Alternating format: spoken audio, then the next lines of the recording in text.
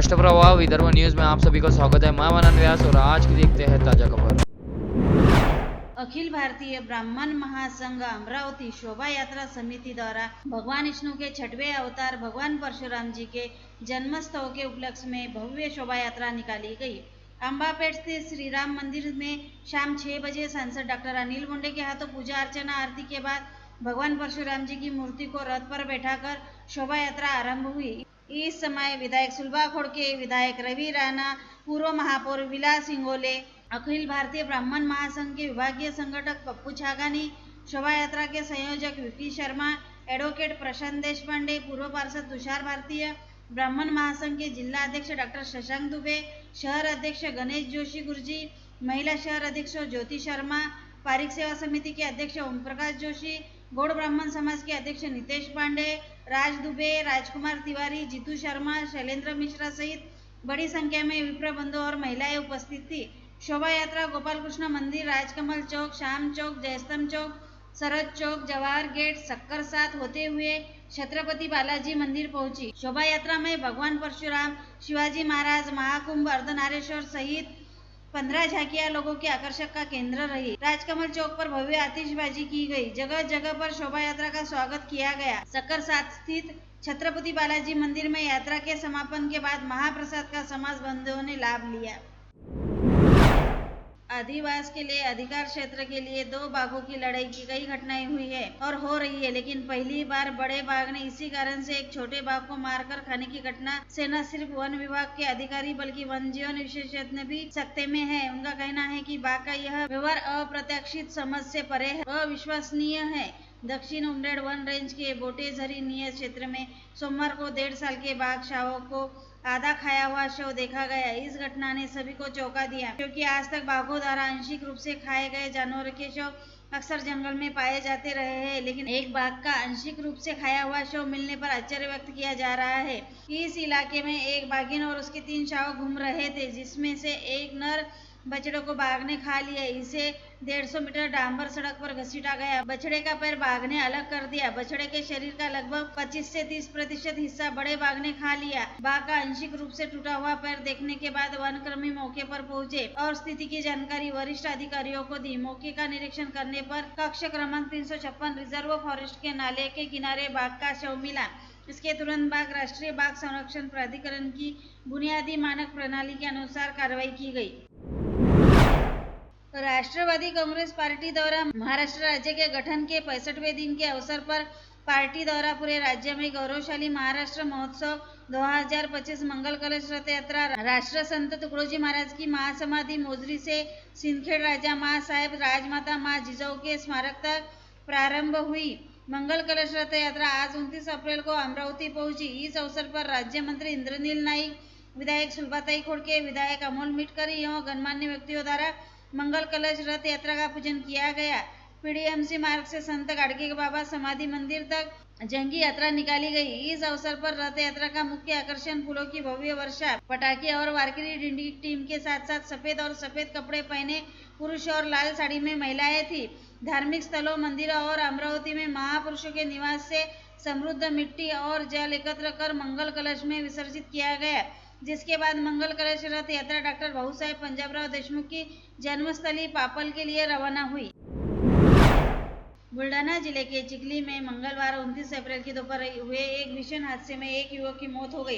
एक अन्य युवक गंभीर रूप से घायल है और मौत से जूझ रहा है। हादसा पुंडलिक नगर के कमाल के पास खामगांव जालना बाईपास के पास हुआ। विपरीत दिशा आमने सामने टकरा गए। टक्कर इतनी जोरदार थी कि दोपहिया वाहन पर सवार युवक की मस्तिष्क में चोट लगने से मौके पर ही मौत हो गई। हादसे में मरने वाले युवक का नाम 20 वर्षीय पृथ्वीराज सुरड़कर है। पृथ्वीराज सुरड़कर चिखली शहर के एक निजी अस्पताल में कार्यरत था। वह लंच बॉक्स लाने जा रहा था। उसी दौरान उसकी टक्कर एक अन्य मोटरसाइकिल से हो गई। सिर के पिछले हिस्से में चोट लगने से उसकी मौके पर ही दर्दनाक मौत हो गई।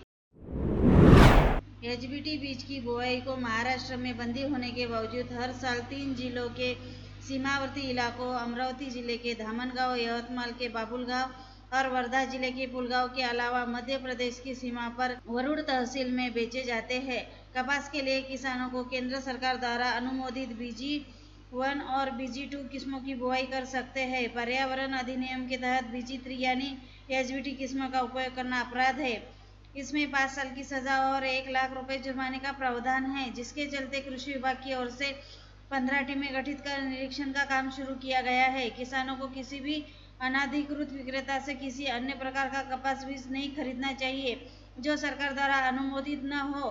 गैर अनुमोदित HBT या किसी भी प्रकार के बीज खरीदने में किसानों के साथ धोखाधड़ी हो सकती है, जिससे पर्यावरण को नुकसान होता है। इसीलिए पर्यावरण अधिनियम के तहत ऐसे बीजों के उपयोग को कानून के अनुसार अपराध बना दिया गया है। ऐसी जानकारी जिला अधीक्षक कृषि अधिकारी राहुल सातपुते ने दी।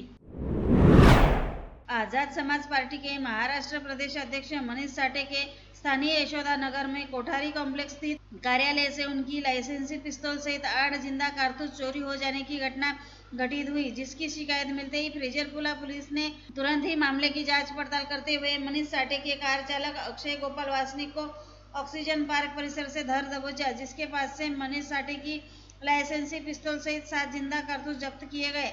ऐसे में अब पुलिस द्वारा अक्षय वासनिक के 8वें कारतूस को लेकर पूछताछ करने के साथ ही पिस्तौल चुराए जाने की वजह को लेकर जानकारी हासिल की जा रही है। पता चला है कि मनीष साठे के साथ किसी पुराने विवाद को लेकर रहने वाले गुस्से की वजह से अक्षय वासनिक ने उनकी लाइसेंसी पिस्तौल सहित जिंदा कारतूस चुरा लिए थे।